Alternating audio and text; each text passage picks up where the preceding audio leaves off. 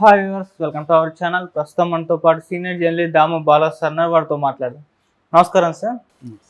Sir, Chandrababu Naidu గారు ఒక కీలక నిర్ణయం తీసుకున్నారని అన్ని ప్రభుత్వ కార్యాలయాల్లో చంద్రబాబు గారితో ఫోటో పాటు పవన్ కళ్యాణ్ గారి ఫోటో కూడా ఉంచాలని చెప్పేసి ఒక నిర్ణయం తీసుకున్నట్టు తెలుస్తుంది. మరి ఇందుకు సంబంధించిన ఫోటోలు కూడా వైరల్ అవుతున్నాయి. ఈ నిర్ణయం అసలు చంద్రబాబు గారు ఎందుకు తీసుకున్నట్టు సార్? మామూలుగా అయితే రాజ్యాంగంలో ఎక్కడా కూడా డిప్యూటీ సీఎం అనే పోస్ట్ లేదు. దానికేమి రాజ్యాంగ శాంక్టిటీ అంటారు కదా, అటువంటిది ఏమి లేదు.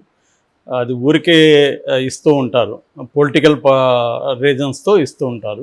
జనరల్గా అయితే జగన్ దీంట్లో దాదాపు 5 మంది ఉప ముఖ్యమంత్రులు ఉన్నారు. ఆయన సామాజిక సమీకరణాలు అయితే ఎస్సీలు, బీసీలు, మహిళలు ఇలాగా పెట్టుకున్నాడు. సో వాళ్ళకి ఒక సింబాలిక్గా ఉప ముఖ్యమంత్రి ఇవ్వడం అనేది చేశాడు. అంతవరకు ప్రయోజనం నెరవేరింది. కానీ వాళ్ళకి సపరేట్గా ప్రోటోకాల్స్ కానీ, వాళ్ళకి సపరేట్గా దానివల్ల బెనిఫిట్స్ కానీ ఏమీ లేవు. వాళ్ళకి ఏమి అధికారాలు లేవు. జస్ట్ 6,000 అంటారు కదా, అలాగా ఉనింది. అది అలంకారప్రాయం అంటారు కదా, అలా అలంకారప్రాయంగా ఉనింది తప్ప వాళ్ళు ఉప ముఖ్యమంత్రులుగా సపరేట్గా చేసిందేమీ లేదు. అయితే చంద్రబాబు కూడా పవన్ కళ్యాణ్కి ఉప ముఖ్యమంత్రి ఇవ్వడం ద్వారా ఏంటంటే ఒక సింబాలిక్ జెస్చర్ చేశాడు. దాంతోపాటు పవన్ కళ్యాణ్కి జగన్ లాగా కాకుండా పోటీ ఎవరిని పెట్టలేదు. పవన్ కళ్యాణ్ ఒకరినే ముఖ్యమంత్రి పెట్టారు. ఇంకొకరిని పెడితే పవన్ కళ్యాణ్కి ఇబ్బంది వస్తుందని చెప్పి ఆయన ఇంకెవరికి ఇవ్వలేదు. అట్లాగే పవన్ కళ్యాణ్కి 6 శాఖల్ని ఇచ్చాడు. ఇది కూడా అసాధారణమైంది. పవన్ కళ్యాణ్కి 6 శాఖల్ని ఇవ్వడం అనేది మామూలు విషయం కాదు. చాలా ఇంపార్టెంట్ పొజిషన్ ఇచ్చాడు. దాని తర్వాత ప్రోటోకాల్స్ కూడా ఏర్పాటు చేస్తూ వస్తున్నాడు పవన్ కళ్యాణ్కి. అంటే ఉప ముఖ్యమంత్రిగా ఊరికే రబ్బర్ స్టాంప్ లేకుండా, నామకే వాస్తులాగా పోస్ట్ పెట్టకుండా దానికి ప్రోటోకాల్స్ కూడా క్రియేట్ చేసుకుంటూ వస్తున్నాడు. అందులో భాగంగానే ఈరోజు మార్నింగ్ ఒక డెసిషన్ తీసుకున్నారు. అదేంటంటే ప్రతి గవర్నమెంట్ ఆఫీస్లో, తర్వాత గవర్నమెంట్ ప్రోగ్రామ్స్ కార్యక్రమాల్లో చంద్రబాబు మామూలుగా అయితే ముఖ్యమంత్రి ఫోటోలను పెడతారు. దాంతోపాటు ఉప ముఖ్యమంత్రి పవన్ కళ్యాణ్ ఫోటో కూడా పెట్టాలని ఆదేశాలు జారీ చేశారు.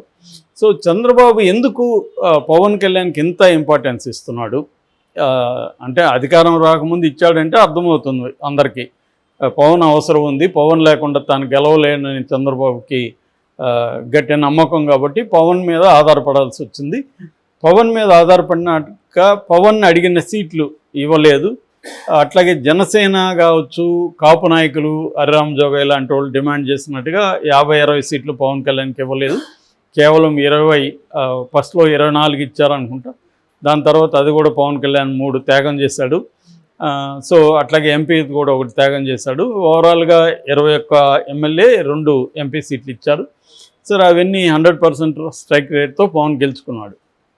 ఇక్కడ ఏంటంటే చంద్రబాబు అప్పుడు ఏం చేశాడంటే, పవన్కి ఇంపార్టెన్స్ ఇస్తున్నట్టుగా, అంటే నిజంగా ఇవ్వాల్సిన చోటేమో ఇవ్వలేదు, సీట్లకి ఇవ్వలేదు.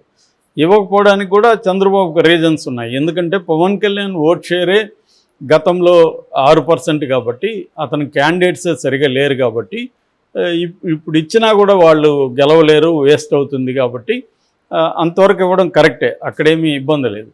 కాకపోతే బిగినింగ్లో ప్రొజెక్షన్ చాలా ఎక్కువ చేశారు ఇద్దరు కూడా. అందువల్ల కొంత జన సైనికుల్లో కావచ్చు, కాపు నాయకుల్లో కావచ్చు అసంతృప్తి వచ్చింది.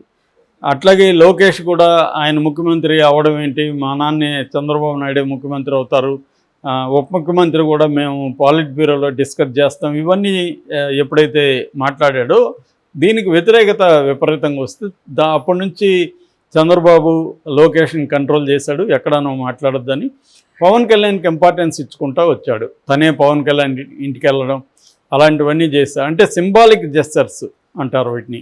అంటే మనకి కొన్ని సింబల్స్ని క్రియేట్ చేసి, సింబాలిక్ జెస్చర్స్ని క్రియేట్ చేయడం వల్ల ప్రజల్లో ఒక ఇమేజ్ క్రియేషన్ ఏర్పడుతుంటుంది. ఇది బీజేపీ కూడా చాలా బాగా చేస్తుంది. అంటే ఊరికనే వచ్చి ఇక్కడ జూనియర్ ఎన్టీఆర్ని అమిత్ షా కలిసిపోయాడు, ఏం లేదు విషయం. కానీ కలిసిపోవడం ద్వారా ఏమవుతుందంటే ఒక సింబాలిక్ జెస్చర్. వాళ్ళు జూనియర్ ఎన్టీఆర్నే కాకుండా ప్రముఖ ఇన్ఫ్లుయెన్సర్లని, జర్నలిస్టులని, ప్రొఫెసర్ నాగేశ్వర్కి వాళ్ళ ఇంటికి నడ్డా వచ్చిపోయాడు. నిజానికి నడ్డా వచ్చిపోవడంలో నాగేశ్వరికి ఒరిగేది ఏం లేదు, నాగేశ్వర్ వల్ల ఇమీడియట్గా వాళ్ళకి కూడా ఒరిగేది ఏం లేదు. కానీ నాగేశ్వరికి ఒక ఇమేజ్ ఉంది కాబట్టి, ఒక సిన్సియర్ ఆబ్జెక్టివ్ ఇండిపెండెంట్ జర్నలిస్ట్గా ఒక ఇమేజ్ ఉంది కాబట్టి ఈయన వీడియోస్ ఒక నెలకి 1 కోటి మందో 2 కోట్లు చూస్తారు, ఇన్ఫ్లుయెన్స్ అవుతుంటారు. కాబట్టి ఆయన కలవడం అనేది ఒక సింబాలిక్ జెస్చర్గా బీజేపీ చేసింది. అలాగే చంద్రబాబు కూడా పవన్ కళ్యాణ్ నుంచి, ఆ కమ్యూనిటీ నుంచి ఓట్ ట్రాన్స్ఫర్ కావాలంటే పవన్ కళ్యాణ్కి ఇంపార్టెన్స్ ఇస్తున్నాం, ఇవ్వడమే కాకుండా ఇస్తున్నట్టు తెలియడం కూడా ఇంపార్టెంట్. అది ఇటువంటి తెలియజేయడంలో చంద్రబాబు సిద్ధహస్తుడు. ఆయనకున్న మీడియా తెలివితేటలు కానీ, ఆ మ్యానిపులేషన్ ఇది కానీ చంద్రబాబు చిన్నది చేసినా అది పెద్దది ఎలుకను చూపించి కూడా ఏనుగని నమ్మించగలడు ఆయన. సో అలాంటి నైపుణ్యం ఉంది. అందుకని పవన్ కళ్యాణ్కి కూడా ముందు నుంచి అది ఇచ్చుకుంటూ వచ్చాడు. లోకేష్ని కట్ చేసుకుంటూ వచ్చాడు. లోకేష్ని మంగళగిరికే పరిమితం చేశాడు. ఎక్కడ కూడా లోకేష్ని ఫోకస్ చేయలేదు. పవన్ కళ్యాణ్ని ప్రతి దాంట్లో ఫోకస్ చేసుకుంటూ వచ్చాడు. అది చాలా బ్రహ్మాండంగా పనిచేసింది చంద్రబాబుకి. అందువల్ల మొత్తం కాపు కమ్యూనిటీ, కమ్మ కమ్యూనిటీ ఏకం కాగలిగింది. కాపులు, బీసీలు బలంగా కూటమికి ఓటేయడం వల్లే వీళ్ళు గెలిచారని కూడా సిఎస్డిఎస్ లోకనీతి పోస్ట్ పోల్ సర్వేలో కూడా క్లియర్గా వాళ్ళు చెప్పింది ఏంటంటే ఇది సోషల్ అలయన్సే. సోషల్ అలయన్స్ అనేది ప్రధానంగా పనిచేసింది. అంటే పవన్ కళ్యాణ్ కానీ చంద్రబాబుతో కలవకుండా ఉంటే చంద్రబాబు గెలిచే పరిస్థితి లేదు అనేదే పోస్ట్ పోల్ సర్వేలు కూడా చెప్తున్నాయి. సో క్లియర్గా ఏంటంటే అందువల్ల పవన్ కళ్యాణ్కి ఇంపార్టెన్స్ అనేది జాగ్రత్తగా ఇచ్చుకుంటూ వచ్చాడు. ఇప్పుడు సొంతంగా చంద్రబాబుకే 135 సీట్లు ఉన్నాయి, కూటమికి 164 ఉన్నాయి. సో పవన్ కళ్యాణ్ అవసరం ఏ రకంగానే చంద్రబాబుకి లేదు. అయినా పవన్ కళ్యాణ్కి విపరీతమైన ఇంపార్టెన్స్ ఇస్తున్నాడు. తన సెకండ్ పొజిషన్ పెట్టడం కానీ, పవన్ కళ్యాణ్ స్టేజ్ల మీద గౌరవించే పద్ధతి కానీ, లోకేష్ పవన్ కళ్యాణ్ పాదాలకి వద్దన్నా కూడా నమస్కరించి ఆశీర్వాదం పెద్దన్నలాగా ఆశీర్వాదం తీసుకోవడం కానీ, ఇవన్నీ ఏంటంటే సింబాలిక్ జెస్చర్స్. అట్లాగే ఈరోజు ఫోటోలు గవర్నమెంట్ దీంట్లో పెట్టడం కూడా ఒక సింబాలిక్ జెస్చర్. ఎందుకంటే నెక్స్ట్ 5 ఏళ్ల తర్వాత కూడా చంద్రబాబు ఒంటరిగా పోటీ చేయడానికి రెడీగా లేడు. ఖచ్చితంగా పవన్ కళ్యాణ్తోనే వెళ్ళాలి. సోషల్ అలయన్స్ ఏదైతే ఉందో ఇది వర్కౌట్ అయింది. సో దీన్ని ముందుకు తీసుకెళ్ళాలి. రెండోది పవన్ కళ్యాణ్ ఉండడం వల్ల చంద్రబాబు పరిపాలన, చంద్రబాబు హామీల వెనకడు ఇవన్నీ జనాలకు తెలుసు. కాబట్టి చంద్రబాబు ఒకడైతే విశ్వసనీయత కూడా అంత ఎఫెక్టివ్గా ఉండదు. కానీ పవన్ కళ్యాణ్ చేరడం వల్ల పవన్ కళ్యాణ్ ఫ్రెష్గా ఉన్నాడు, అతనికి ఏమి నెగిటివ్ ఆస్పెక్ట్స్ లేవు.